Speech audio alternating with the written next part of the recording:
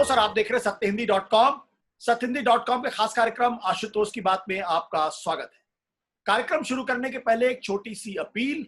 हमारी अपील यह कि सत्यहिंदी.com एक कोशिश है पत्रकारिता को नए सिरे से स्थापित करने की, ऐसे समय में जबकि सच बोलना गुनाह है और सच पत्रकार बोलने से डरने लगे हैं। ऐसे में जरूरी है कि आप सत्यहिंदी.com के सदस्यता अभियान के साथ जुड़िए और इस वीडियो के डिस्क्रिप्शन में आप जाएंगे, वहां पर आप सदस्यता अभियान के साथ जुड़ेंगे और अगर आप हमें आर्थिक भुगतान करेंगे तो हमें बहुत मदद मिलेगी। न केवल हमें मदद मिलेगी बल्कि पत्रकारिता को स्थापित करने में आपकी जो हिस्सेदारी होगी वो भी बहुत बड़ी होगी। फिलहाल आज की बातचीत को शुरू करते हैं। जैसा कि आप सब लोग जानते हैं कि इस वक्त फिल्म इंडस्ट्री पर अब तक का सबसे बड़ा संकट दिखाई पड़ रहा है। फिल्म इंडस्ट्री पर शायद कभी इतना बड़ा संकट नहीं आया था। ऐसा लगता है जैसे पूरी फिल्म इंडस्ट्री इस वक्त ड्रग्स में है।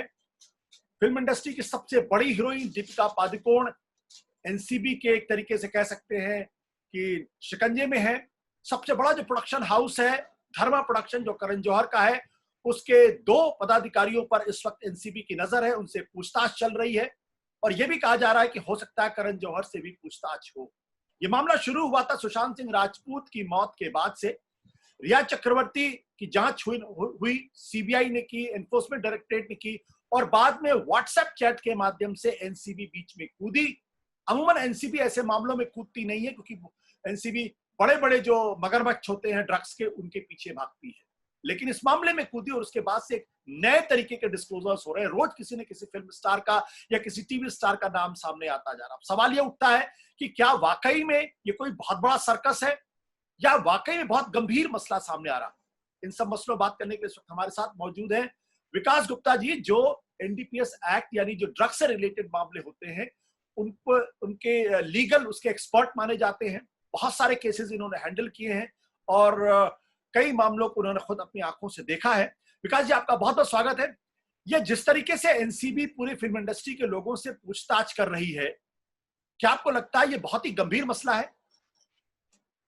आशुतोष जी, गंभीर शब्द तो आपने अभी अपने जब ओपनिंग रिमार्क्स में एक बात कही कि क्या ये एक बहुत बड़े सर्कस की तरफ है या कोई बहुत बड़ी छानबीन की तरफ है, तो मैं आपको ये कहना चाहूंगा कि अगर आप मिनिस्ट्री ऑफ सोशल जस्टिस की वेबसाइट पे जाएंगे तो 2.8% पॉपुलेशन, तकरीबन 3.5 करोड़ कैजुअल मैरिजुआना यूजर्स इस देश में हैं। तो जो भी अभी छानबीन व्हाट्सएप चैट्स के दौरान आई है उसमें लाइट ड्रग्स की ही बात कही गई है और ये बात स्वाभाविक है कि जब देश में 3.5 करोड़ युवा लाइट मैरिजुआना का यूज करते हैं तो उसका बॉलीवुड में होना बहुत ही स्वाभाविक बात है। आज जितनी बड़ी बात इसको बनाया जा रहा है कि बॉलीवुड स्टार्स रोल मॉडल हैं, तो मुझे लगता है फैन फॉलोइंग जरूर है, रोल मॉडल आदर्श हम किसी और को अपने जीवन में मानते हैं। तो ये चीज बंबई में या बॉलीवुड में नहीं थी। इस बात को नकारना, मुझे लगता है मैं इस बात को ना नकारूंगा, ये सत्य है, सत्यता है। और जब से हम बचपन से फिल्म इंडस्ट्री को, बॉलीवुड को देखते आए हैं तो हमने ये माना है और समझा है और जाना है कि बॉलीवुड में ड्रग्स का, लाइट मैरिजुआना का प्रचलन काफी हद तक है। और खाली यही नहीं, अगर आप देखेंगे कि अगर आप अमेरिका में भी जाएंगे तो वहां पे भी हॉलीवुड में ये है और अमेरिका भी इससे निरंतर 70 साल से लड़ाई लड़ रहा है। तो एक कांस्टेंट फाइट है आशुतोष जी, जो हमेशा लड़ती जाती रहती है। बट क्या विकास जी, इस आधार पर यह माना जाए कि चूंकि ये हर जगह ड्रग है इसलिए जांच पड़ताल नहीं होनी चाहिए? नहीं, मैं ऐसा बिल्कुल भी नहीं। और आप इसके ये भी मत सोचिए कि मैं ड्रग्स लेने वालों की हिमाकत कि उनकी तरफदारी कर रहा हूं, ऐसा बिल्कुल नहीं है। जांच होनी चाहिए, जांच सेलेक्टिवली, डिस्क्रीटली होनी चाहिए। अगर आप देखेंगे कि ड्रग एनफोर्समेंट एडमिनिस्ट्रेशन अमेरिका में है, वो कोविड ऑपरेशन से उन्होंने पाब्लो एस्कोबार, ड्रग लॉर्ड्स को, एल चापो को जैसे बड़े बड़े लोगों को पकड़ा। और क्यों पकड़ा? उन्होंने जो कंज्यूमर्स थे उनको प्रोटेक्शन देकर के उनको सीढ़ी बना करके आगे तक गए। अगर आप मीडिया में, या मैं कहूं कि मिसलीडिंग मीडिया में, ईडी ड्रग्स की, रिया की शुरुआती चैट्स को लीक करता है, उसके बाद एनसीबी उन ड्रग्स की चैट्स को लीक करता है और किसको समन कर रहा है या नहीं कर रहा, मुझे लग रहा है रिच और फेमस को। अगर आप एक सेंसेशनल खबर बनाना चाह रहे हैं, आप आज आप सत्य हिंदी की बात कर रहे हैं, तो आप सेंसेशनलिज्म नहीं, आप एक सत्यता बताने की कोशिश कर रहे हैं। तो जहां फैक्ट, आशुतोष जी आप भी एक पत्रकार रह चुके हैं राजनीति में आने से पहले, न्यूज एंकर का काम है सत्य को, फैक्ट को सामने रखना, अपनी ओपिनियन थोपना नहीं होता। ओपिनियन जो आपको देख रहा है वो अपने आप आपकी खबर से बनाता है। तो मुझे लगता है कहीं ना कहीं जहां एनसीबी को डिस्क्रीटली, अगर वो बहुत सीरियस थे कि आप बड़े बड़े ड्रग लॉर्ड्स या पेडलर्स के पास पहुंचना चाहते हैं जो मुंबई शहर में, बॉलीवुड में जो जहर घोल रहे हैं, तो आपको बताए बिना किसी को ये इन्वेस्टिगेशन करनी चाहिए थी। आपने बहुत सारे केसेस देखे, क्या आपने देखा है कि एनसीबी ये जो मिनट दर मिनट जो इन्वेस्टिगेशन होती है, जो इंट्रोगेशन होती है, जो इंक्वायरी होती है, उसकी पूरी डिटेल्स मीडिया के अंदर आ जाती है, विद इन मिनट्स आ जाती है? क्या पहले भी ऐसा हुआ या पहली बार ऐसा हो रहा? मैं तो आज मतलब कि आप अगर बॉलीवुड को इन्वेस्टिगेट कर रहे हैं, ये सवाल तो आप जैसे अच्छे पत्रकारों को या अच्छे चैनल्स को एनसीबी के बड़े आला अफसरों से करना चाहिए कि आप कौन से सवाल दीपिका पादुकोण से पूछे जाएंगे, क्या अभी हुआ, किसका कन्फेशन आया। अगर आप किसी का कन्फेशन 67 में रिकॉर्ड कर रहे हैं, आप जब बेल अपोज करते हैं आशुतोष जी, तो उसकी कॉपी भी अक्यूज को नहीं दी जाती, हवा तक नहीं लगने दी जाती। सिर्फ रिमांड एप्लीकेशन में आप ये लिखते हैं कि आपने अक्यूज से 67 का स्टेटमेंट कन्फेशन लिया है और वो इंक्रिमिनेटिंग है। वो अपने आप में ही इतनी बड़ी बात होती है कि जज आपको बेल रिफ्यूज कर देता है। ये जो घड़ी घड़ी की एनसीबी, मैं तभी आपको कहा कि अगर एनसीबी बड़े ड्रग लॉर्ड्स के खिलाफ बहुत सीरियस एक्शन लेने की सोच रहा था, तो जो आपकी पूरी इन्वेस्टिगेशन एक डिस्क्रीट इन्वेस्टिगेशन होनी चाहिए थी, पल पल की खबर की एनसीबी के दफ्तरों में क्या हो रहा है। और हो सकता है कि एनसीबी के अफसर ना बता रहे हो और ये मीडिया का अपना एक अटकलें लगा रही हो, ये भी एक सच्चाई हो सकती है। देखिए, इतना तो मैं अपने अनुभव से कह सकता हूं कि मीडिया अटकलें नहीं लगाता है जब तक कि अंदर बैठा हुआ कोई आदमी पल पल, क्योंकि जो व्हाट्सएप चैट्स है वो वर्बटिम सामने आ रहा है। इसका मतलब कोई इन्वेस्टिगेशन में आदमी है जो इन व्हाट्सएप चैट्स को सारे मीडिया को लीक कर रहा है कि इंट्रोगेशन में क्या हुआ, किन किन लोगों का नाम आया, किन से पूछताछ की जाएगी, उन्होंने बातचीत क्या चीज कबूली, क्या नहीं कबूली है, ये सारी बातें पब्लिक हो रही है। तो मेरे जैसे आदमी के लिए, जिसने एनसीबी का मामला पहले कभी इस तरीके से डील नहीं किया, ये बड़ी हैरानी की बात है कि किसी भी इन्वेस्टिगेशन में एक एक छोटी सी छोटी डिटेल का मीडिया के अंदर आ जाना, क्या ये महज इत्तेफाक की बात है? क्या आपको लगता है कि इस तरीके से जो डिटेल सामने आ रही है उसे इन्वेस्टिगेशन में मदद मिलेगी या इन्वेस्टिगेशन पर उसका असर पड़ेगा? नहीं, बहुत भारी नेगेटिव असर पड़ेगा आशुतोष जी। और उसका रीजन ये है कि आप जिस तरह से लोगों को बुला रहे हो और किसका किससे संपर्क है, किसने किसका नाम लिया, अगर आप इसको लीक कर रहे हैं मीडिया के माध्यम से अपनी इन्वेस्टिगेशन को, तो आप अपने ही केस को कमजोर कर रहे हैं। उसके दो रीजन मैं आपको बताना चाहता हूँ। एक तो कि जिनको आप बुला रहे हैं वो ही सोच समझ करके आपके पास आ रहे हैं, वो अपना डिफेंस अपने वकीलों से बात करके आ रहे हैं, जो एक संवैधानिक प्रक्रिया है। आपको बिना बताए अगर आप बुलाएं किसी को तो उसको ज्यादा वक्त ना दें। और दूसरा, आप बड़े ड्रग पेडलर्स को और किंग पिन्स को क्लीन अप ऑपरेशन का समय दे रहे हैं, जो सबसे महत्वपूर्ण बात है। क्योंकि मैं कंज्यूमर को एक उस पेडेस्टल पे नहीं मानता जो एक पेडलर होता है। और ये बात ध्यान में रखते हुए जब स्टैट्यूट बनाया तो लेजिस्लेटर के भी दिमाग में ये, जहन में ये बात थी कि कंज्यूमर पेडलर के पेडेस्टल पे नहीं है, कंज्यूमर एक विक्टिम है। जहर बेचने वाला बड़ा गुनाहगार है, जहर खरीदने वाला उतना बड़ा गुनाहगार नहीं होता। बट यहाँ तो ऐसे पेश किया जा रहा है जैसे दीपिका पादुकोण इस देश की सबसे बड़ी खलनायिका हैं, या फिर रिया चक्रवर्ती सबसे बड़ी खलनायिका है, या फिर जो और तमाम लोगों के नाम आ रहे हैं वो सबसे बड़े खलनायिका। और जब तक अगर उनको नहीं पकड़ लिया जाएगा, जब तक उनको गिरफ्तार नहीं किया जाएगा, जब तक उनको सजा नहीं दी जाएगी, तब तक बॉलीवुड क्लीन नहीं होगा। क्या ये जो ड्रग के मामले में ये इन्वेस्टिगेशन का सही तरीका है या विछंट हो रहा है? मैं आपसे बड़ी ईमानदारी से सवाल जवाब चाहता हूं इस पे। और बड़ी ईमानदारी से आशुतोष जी जवाब दूंगा, क्योंकि आपने गिरफ्तारी की बात की तो दीपिका पादुकोण तो श्रेणी में नहीं आती, और हाल फिलहाल जो आते हैं वो रिया चक्रवर्ती आते हैं। मैंने अपने पिछले लंबे समय के अनुभव से जो 27A लगा करके उनकी बेल में जो रोकने की कोशिश की गई है एनसीबी द्वारा, आशुतोष जी मैं आपसे एक साझा करना चाहूंगा बात कि जो लोग दिल्ली में 5 किलो 10 किलो हीरोइन के साथ पकड़े जाते हैं, जो कोरियर्स होते हैं, एनसीबी या डीआरआई, ये जो दो प्रमुख सेंट्रल एजेंसीज हैं जिनका गठन देश में बढ़ते हुए तस्करी को रोकने का था, कि दोनों का काम था कि आप ट्रांस बॉर्डर से ना आने दीजिए और स्टेट मूवमेंट ना होने दीजिए, और उन दो स्टेट्स में जहां पे ये पैदावार होती है उसका देश में ना फैलावो। प्रमुख हिमाचल प्रदेश और मध्य प्रदेश के आप इलाके हैं जहां पे ये चीज उगाई जाती है, और हार्डकोर जो ड्रग्स हैं वो 7 समुद्र पार या अफगानिस्तान पाकिस्तान के रास्ते से पंजाब के होते हुए पूरे देश में फैलाई जाती है। आपको मैं बताना चाहूंगा कि 27A का प्रावधान, जो punishment for financing of illicit trade, तो इलिसिट ट्रेड, क्या 4 लोग अपने घर में बैठ करके आप अगर खाना मंगवाएं और खाने के पैसे दें, तो क्या आप उस खाने को फाइनेंस कर रहे हैं? वही आप समझिए आशुतोष जी, अगर मान भी लिया जाए, मैं एक डेविल्स एडवोकेट की तरफ मानूं कि उनकी चैट से ये सामने आया कि 4 लोगों ने बैठ करके घर में अपने लिए और सुशांत के लिए ड्रग्स मंगवाई, तो क्या आप लॉ को इतना स्ट्रेच करेंगे कि उसको 27A के प्रावधान में ले आएंगे? एक कहावत है अंग्रेजी में Ashutosh ji, you show me the man, I will show you the crime.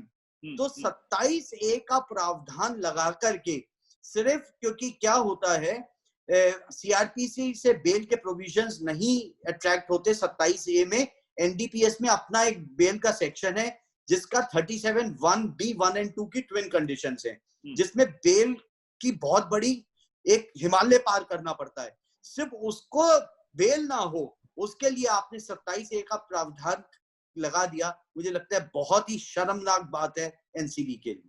मैं इस सवाल को दूसरे तरीके से पूछता हूं। जो बात आपने की है वो रिया चक्रवर्ती के संदर्भ में की है। रिया चक्रवर्ती पे 2 एफआईआर दर्ज हुई है और दूसरे एफआईआर के तहत कहा गया कि वो एक बड़े ड्रग्स सिंडिकेट का हिस्सा है। आपके कहने का मतलब ये जो दूसरी एफआईआर है ये गलत लगाई गई है और ये दरअसल जानबूझ के लगाई गई ताकि उसको बेल ना मिले। नहीं, उसमें क्या हुआ है, वो जो सेकंड एफआईआर है उसमें कुछ रिकवरी है, तो आपने सिंडिकेट और उनकी कॉन्स्पिरेसी को लेकर के 27 से अट्रैक्ट किया। मैं यही आशुतोष जी आपको बता रहा था कि घर में अगर 4 लोग बैठ करके किसी चीज को मंगवा रहे हैं तो वो फाइनेंसिंग नहीं है। अगर ड्रग्स आई भी है तो आपने उसकी पेमेंट करी है, which is a sale consideration, कि आपने कोई चीज खरीदी, खरीद करके आपने उसकी पेमेंट कर दी। अगर लॉ उसको उतना स्ट्रेच करके financing of illicit trader, illicit trade financing Ashutosh ji बड़े बड़े ड्रग लॉट्स पे लगाई जाती है। जैसे कि किसी ने 100 करोड़ रुपए लगा करके 100 किलो हीरोइन हिंदुस्तान में मंगाई और उसका हिंदुस्तान में फैलाव किया जाए, वो फाइनेंसिंग ऑफ इलिसिट ट्रेड होता है, ना कि कोई लोग घर में बैठ करके पर्सनल कंजम्पशन के लिए ड्रग्स को मंगवाएं, उसे illicit trade for financing of illicit trade कहा जाता हो। तो रिया के ऊपर जो चार्ज लगाया गया क्या वो लगना चाहिए? नहीं आशुतोष जी, बिल्कुल नहीं। जो ड्रग पेडलर्स, जिनको उस एफआईआर में 3 ड्रग पेडलर्स को बेल मिली, उस पे 27A नहीं लगाया। रिया और उसके भाई शौविक चक्रवर्ती पे 27A लगाया गया, जिससे कि उनको जेल में रखा जा सके। जेल में रखा जा सके। अब मेरा सवाल ये कि ये सारा केस व्हाट्सएप चैट से शुरू हुआ। दीपिका पादुकोण को 2017 के व्हाट्सएप चैट के आधार पे आप उसको बुला रहे हैं, समन करके बुला रहे हैं, उससे पूछताछ करेंगे। क्या व्हाट्सएप चैट के आधार पे आप कर सकते हैं ये? दूसरा सवाल, क्या व्हाट्सएप चैट के आधार पे आप केस भी बना सकते हो, गिरफ्तार भी कर सकते हैं? आपके 2 सवाल थे कि क्या व्हाट्सएप चैट के बेसिस पे बुला करके इन्वेस्टिगेट कर सकते हैं, तो मैं कहूंगा हाँ। और अगर एनसीबी खाली व्हाट्सएप चैट के बेसिस पे केस बनाएगी तो उसके केस में कोई जान ही नहीं बचेगी। It will not stand on its own legs, this matter will not stand. देखिए, कुछ भ्रम मीडिया में रहा, कई दिनों से चर्चा हो रही है कि क्या electronic evidence WhatsApp chats admissible हैं या नहीं है। मैं बड़े ईमानदारी से कहूंगा कि इलेक्ट्रॉनिक एविडेंस मान्य होता है, लेकिन खाली क्या कन्विक्शन या केस आपका खाली व्हाट्सएप चैट्स पे निर्धारित हो सकता है, उसका जवाब नेगेटिव में दूंगा, ना में दूंगा। उसका रीजन है कि आपने एक चैट में लिखा कि हाँ हीरोइन की मैरिजुआना की बात की, कुछ करी आपने, उसकी देखिए दिमाग में तो आप कुछ भी अपने रख सकते हैं और लिख सकते हैं। क्या उसकी प्रिपरेशन हुई? क्या किसी ने मैरिजुआना खरीदा? क्या किसी ने उसको डिलीवर किया? क्या उसकी पेमेंट हुई? जब तक ये पूरी चेन कोलैबोरेटिव जो एक क्रिमिनल लॉ में एक चेन कही जाती है आशुतोष जी, क्योंकि इन केसों में कहीं पे भी रिकवरी नहीं है। तो रिकवरी ना होने से जो एनडीपीएस एक्ट है वो थोड़ा सा अलग है। वो ये कहता है कि जब रिकवरी होती है तब ओनर्स अक्यूज पे होता है कि आपके पास क्यों मिला ये। लेकिन ये जब केस रिकवरी का नहीं है तो वही standard of proof beyond reasonable doubt जो एक नॉर्मल क्रिमिनल लॉ में लगता है वही एनडीपीएस एक्ट में लगेगा। तो जब चेन पूरी नहीं है तो खाली व्हाट्सएप चैट पे आप इन्वेस्टिगेशन के लिए बड़े बड़े कलाकारों को अपने दफ्तर में नतमस्तक के लिए तो बुला सकते हैं, लेकिन केस नहीं बना सकते। तो कोर्ट ऑफ लॉ में क्या होगा फिर? कुछ नहीं होगा। आप आज ये कह रहे हैं कि हमने आपके को अक्यूज के स्टेटमेंट ले लिए। अब बताइए इन बुद्धिजीवियों को ये बताइए कि को अक्यूज का statement substantive piece of evidence भी नहीं है। ये सुप्रीम कोर्ट ने अब 2019 में भी रिक्रिएट करा है और पिछले 30-40 साल से कहा जा रहा है कि आपके खिलाफ अगर कोई अपना स्टेटमेंट देगा तो वो आपके खिलाफ एक सब्सटैंटिव पीस ऑफ एविडेंस नहीं है। कोर्ट सिर्फ लैंड अश्योरेंस के लिए कर सकता है, लेकिन आपको पूरा मटेरियल चाहिए किसी के खिलाफ केस बनाने के लिए। अब मैं आपसे सवाल पूछता हूं, अगर मान लीजिए दीपिका पादुकोण को कन्विक्ट कराना है, जो मुझे बातचीत से ऐसा लगता है कि भाई आपने व्हाट्सएप चैट देखा, फिर आप बोलेंगे वो तो उस ग्रुप की एडमिन है, फिर आपने उसको समन किया, आप उससे बुलाएंगे, उसे पूछताछ करेंगे, तो ये एक पैटर्न नजर आ रहा है जिससे लगता है कि कहीं ना कहीं एक केस बनाने की कोशिश की जा रही है। अब सवाल ये है कि अकेले इस पूरे केस में कन्विक्शन किस आधार पे होगा? क्या इस आधार पे होगा कि व्हाट्सएप चैट है? क्या इस आधार पे होगा कि कोई अक्यूज्ड हुआ? क्या इस आधार पे होगा कि कुछ थोड़ी सी रिकवरी हो गई, थोड़ा सा कहीं से आपने ड्रग पा लिया? किस स्टेज पे हो पाएगा? देखिए, अगर जहां तक दीपिका पादुकोण का है, मेरे जो अभी सामने बात आई है वो 2017 की चैट है। वो कहीं पे भी खरीदने की, प्रिक्योरमेंट की, पेमेंट की कोई नहीं है। चैट्स को आप इन्वेस्टिगेशन तक तो रख सकते हैं। कन्विक्शन के लिए उस अक्यूज के पास, जो कंज्यूमर है, उसके पास पोजेशन भी होना चाहिए, उसने पेमेंट भी करी होनी चाहिए। और इन सारे केसों में पोजेशन तो कहीं पे है ही नहीं। किसी के पास पे जो भी पोजेशन मिला है आशुतोष जी, वो ड्रग पेडलर्स के पास से मिला है। और मैंने आपको तब भी कहा था कि अगर ड्रग पेडलर ये कह भी दे सच में या झूठ में कि मैंने दीपिका पादुकोण को दिया, तो भी केस प्रूफ नहीं होता। और दूसरी बात, जो सबसे अहम बात है, जो कंज्यूमर है उसके प्रति कोर्ट की लीनियंट व्यू होती है। मेरे इतने लंबे सफर में मैंने कभी किसी कंज्यूमर को जेल जाते नहीं देखा। जज साहब डांट लगा देते हैं कि आगे से करोगे तो मैं जेल भेज दूंगा। कब वो फाइन, इसमें प्रावधान है कि अप टू 6 months और फाइन और बोथ। देखिए, आप समझने की बात समझिए आशुतोष जी कि वो जहर खुद नहीं लेकर के आ रहा, आपकी एजेंसीज का फेलियर है कि आपने जहर को देश में आने दिया।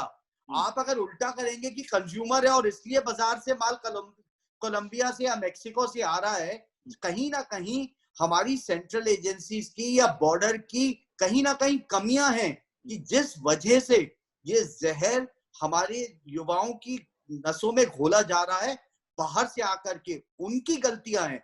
तो आप जो कंज्यूमर है वो तो एक विक्टिम है, वो परपरेटर ऑफ लॉ नहीं है, जिसे आजकल मीडिया बनाने की कोशिश कर रही है। बट यहाँ तो विक्टिम मानने को तैयार ही नहीं। यहाँ तो लग रहा है जैसे कि ये हिंदुस्तान के सबसे बड़े दुश्मन यही लोग हैं और पूरे हिंदुस्तान क्या पूरी हिंदुस्तान को बर्बाद करने में लगे हुए। आपसे आखिरी सवाल, ये पूरा खेल आपको क्या लग रहा? देखिए आशुतोष जी, अगर आप मुझसे सच में अभी भी आप भी होके आए चैनल पे से, मैं भी कईयों पे से होके आया, तो जहां तक 12 करोड़ के ईडी का सवाल था, आज ईडी की इन्वेस्टिगेशन को 60 दिन हो गए हैं। और मेरा ये हमेशा मानना रहा है कि मनी ट्रेल को, कोई ये शातिर लोग तो है नहीं, मनी ट्रेल को 24 घंटे के अंदर इस्टेब्लिश किया जा सकता है। तो जहां तक जो अगर बिहार की एफआईआर थी जो सीबीआई ने कन्वर्ट करी अपने आरसी में, उसमें 2 प्रमुख बिंदु थे। एक था breach of trust cheating 12 crore का, और दूसरा था अबेटमेंट टू सुसाइड का। तो जो 12 करोड़ की कहानी है वो तो कहीं पे मुझे लगता है कि ईडी को कोई आगे सफलता नहीं मिली। सीबीआई भी लोग 30 दिन कह रहे हैं, लेकिन मैं ये कहना चाहूंगा आज 40 दिन के करीब सीबीआई को हो गया है। और सीबीआई को 2 चीजें पता करनी थी कि क्या ये हत्या है या आत्महत्या है। तो हत्या पे जहां तक उनके पास एविडेंस, नॉन मेडिकल एविडेंस था, वो कहीं भी इशारा नहीं कर रहा कि ये हत्या का है, क्योंकि उस फ्लैट में आशुतोष जी 4 लोग मौके पे थे जिस वक्त सुशांत ने कमरा बंद करके अपनी जान ली। तो अगर वो कोई इतने बड़े शातिर नहीं है, इतनी लंबी इंटेरोगेशन के बाद अगर उनमें से किसी ने भी फाउल प्ले किया होता तो 40 दिन नहीं 4 मिनट में वो सीबीआई के सामने उगल देते कि हमने ये घिनौना पाप किया है। अब सीबीआई से वेट कर रही है, तो मुझे लगता है कहीं ना कहीं ये ड्रग का एंगल इनको मिल गया है। तो पूरी इन्वेस्टिगेशन से हट करके पूरे, आप ये मानिए कि 3 करोड़ लोग तो पूरे देश में लेते हैं, बंबई की जनसंख्या 1.5-2 करोड़ है, पूरा का पूरा ऐसा लग रहा है कि मैरिजुआना लेने का पूरा ठीकरा मुंबई की फिल्म इंडस्ट्री पे फोड़ा जा रहा है। ये बदले की कार्रवाई है? मैं कहूंगा बदले की नहीं कार्रवाई, मैं कहूंगा मुझे लगता है कि कहीं ना कहीं जो एक इन डिपार्टमेंट्स की जो लीडरशिप होती है वो बहुत ही सीनियर आईएएस और आईआरएस ऑफिसर्स की होती है। मुझे लगता है कि उन्हें अपने डिपार्टमेंट का मखौल या मजाक बनाना नहीं चाहिए, क्योंकि इतिहास बाद में उनसे पूछेगा रिटायर होने के बाद कि जब आप इन डिपार्टमेंट्स में थे तो क्या आप 2-2 ग्राम के पीछे थे या 20-20 टन के पीछे थे।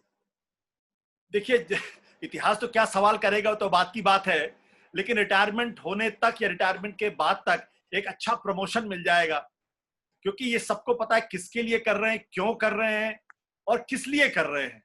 अभी तक रिकवरी दिखाई नहीं पड़ रही है, ड्रग का कोई बड़ा कार्टेल नजर नहीं आया है। आप अगर दीपिका पादुकोण को, रिया चक्रवर्ती को अगर ये साबित करना चाहते हैं कि दरअसल ये लोग असली दुश्मन है, तो बात तो बहुत साफ नजर आती। खैर, अब मामला अदालत के अंदर है और इन्वेस्टिगेशन होगा, अदालत के पास जाएगा, अदालत में क्या होगा देखने वाली बात होगी। लेकिन तब तक इतना पानी बह चुका होगा कि शायद जिन लोगों की रेपुटेशन खराब होनी है, वो रेपुटेशन तो खराब हो चुकी होगी, उसका कोई रिड्रेसल शायद नजर नहीं आएगा। लेकिन ये दुर्भाग्य की बात है, ये कह सकते हैं। और ये एक बहुत बड़ी टिप्पणी है जो विकास जी ने अभी कही है कि जब आने वाली पीढ़ियां पूछेंगी कि आपने मखौल क्यों उड़ाया था, तब शायद ये जवाब देने की स्थिति में नहीं होगी। नमस्कार, धन्यवाद, बहुत बहुत शुक्रिया, थैंक यू। सत्य हिंदी के और वीडियोस को देखने के लिए हमारे YouTube चैनल को सब्सक्राइब करें और सीधे नोटिफिकेशन पाने के लिए बेल आइकन दबाएं।